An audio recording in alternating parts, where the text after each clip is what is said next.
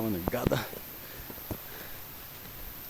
gente tá aqui no local do acampamento. Vou mostrar pra vocês como é que tá o acampamento aqui e o que o Dieguinho tá fazendo. Eu acho que ele tá fazendo alguma coisa pra comer, eu acho que é miojo. Poxa, onde é que é? Dá pra ver nada, né? Vou mostrar o chão. Ah, tá ali.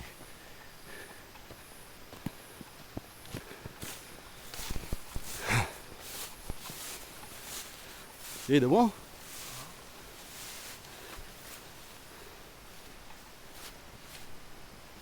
Ó, o chazinho. Bom. Ó o miojo aí, cara. Tô comprando.